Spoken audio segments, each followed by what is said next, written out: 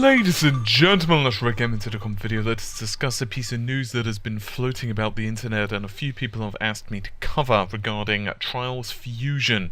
So there's going to be a day one patch which reportedly is going to increase the resolution of the Xbox One version, and we're also going to be seeing improvements to the PS4 as well. So the PC PS4 version of the title is going to be running at 1080p or above. Obviously the PC, you can set your own resolution depending upon your hardware. The Xbox One version is going to be running at 900p after the day one patch. So in short, if you don't patch the title, you're not going to be running at 900p, it's going to be running at 800p. The Xbox 360 version, so 360 only, is going to be running natively at 600p, like all the leading games on the platform, and that's their quote, not mine. But each version of the game is going to be running at a constant 60 frames a second. I use air quotes there. In addition to that, of course, we get the 800p to 900p on the Xbox One. They're also going to be seeing an improved frame rate for the PlayStation 4. They didn't really specify how much we're going to be seeing an improvement, but regardless, there are going to be some optimizations. There's also going to be other fixes, might I add, such as leaderboard issues, replays being out of sync. The game, however, will be released, obviously, in just a few days' time. So, what are my thoughts on this? Because people have actually asked me, while others have been not too happy regarding day one patches. Again, obviously, this isn't the first game. I don't have to go through the long-ass list of titles that have suffered the day one patch improved performance / resolution syndrome. It seems to be pretty much synonymous with games now. Even Infamous Second Son has a myriad of different performance issues that patches are promising to fix, some doing better jobs than others. And here's the thing, it's like, I can kind of understand why people are pissed off, but at the same time, it's just going to happen, particularly while we're still early on in the console's life cycle. And as much as you don't like it, and I don't either, but in reality, at least it can be patched. Because the thing is, I would imagine it's almost certainty that this was happening on like the original Xbox, so and the PlayStation 2 and whatever, but they weren't able to patch it, right? And obviously they had to either do with subpar resolutions or lower frame rate or whatever, but they just couldn't patch it. So in short, once the disc was printed, once it went gold, once it got sent, once it got distributed, that was basically you. And there was actually some really big gameplay breaking glitches. And that's not to say that I defend the practice of day one patches. Typically what happens is that if they just need the game to be out to the printers and they realise they just need a few more weeks, that's one of the reasons that day one patches. I actually need to do a discussion actually with James / the kid on the channel, because he was actually a games tester for a while and he actually has some interesting stories regarding this. So sure, people might not like them, but unfortunately they're becoming part and parcel of it. And of course, even the PC has day one patches. Quite often, I've downloaded a game and it's obviously come with the patch, part and parcel of it with Steam, or just a few days later, game is updating on Steam. It pops up and there's been a large ass patch which either deals with multiplayer fixes or whatever.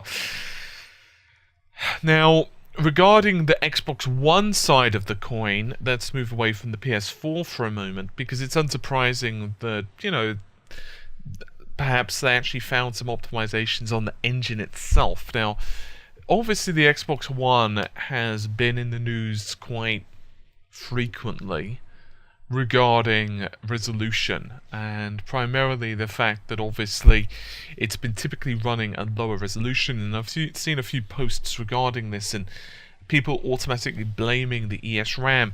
Here's the thing, it might not necessarily just be a product of the ESRAM. You've also got to remember the GPU itself is giving up some ground compared to the PS4, and once again, I'm not saying the PS4's GPU is exactly the Great Pyramid in terms of impressiveness. It's certainly not a monolithic construction. It's, you know, it's pretty powerful for what it is, but at the end of the day, it's not. It's, you know, fairly low end if you compare it to like a high spec gaming PC. It's really optimizations that kind of deal with this, and the Xbox One is a lot harder to optimize. But if you compare like 1.84 versus 1.32, and then you've got the whole system reserve portions of both systems. It's unclear if the PS4 has got any GPU reserve. A couple of people have mentioned it might do, but I've not read anything to say that it does. The Xbox One, of course, has improved things somewhat. It's managing to turn down the reserve from around 10% to around 2%. I believe that's already been implemented as far as I'm aware. And obviously, we've got various improvements to the SPKs and inherited libraries.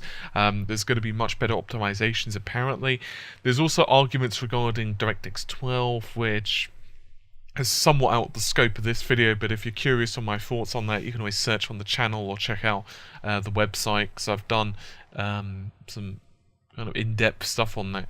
But if you really just look at the GPU, 900p versus like 1080 of the PS4, it's pretty much within the realms of the difference between the GPU. Basically, I mean, you've got to remember that it's not just raw performance in terms of ALU, arithmetic logic units. You've also got things such as the detriment in ROPS, less texture units, and so on.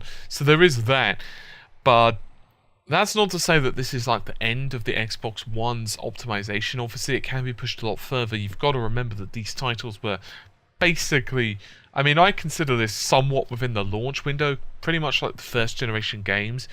I think like the later the half of this year, like the Order 1886, I did an analysis, and I'd encourage you to check out on the channel. Really some interesting stuff regarding their engine. And, you know, they are even ready at dawn. They're also needing to do some optimization on their code, because quite simply put, they can't do everything with running, say, at 60 frames a second at full 1080p. It's actually that their engine's running at something like 1920 by like 800. So obviously they're pretty much reducing the pixel count that they have to render by about around 30%-ish. Which is fairly substantial, but obviously a lot of this, you know, when we start to get to this, we'll actually start to see what the consoles are really capable of, and to be honest, I think it's going to be fairly impressive. So yeah, as far as my research goes, I mean, well, there's no even research. The developers are point blank stating this. I might try to reach out to them for a specific comment, but a lot of the time they don't like to comment. I've actually done some reaching out before, and I've either gotten very short replies, which are basically, yeah, see our press release.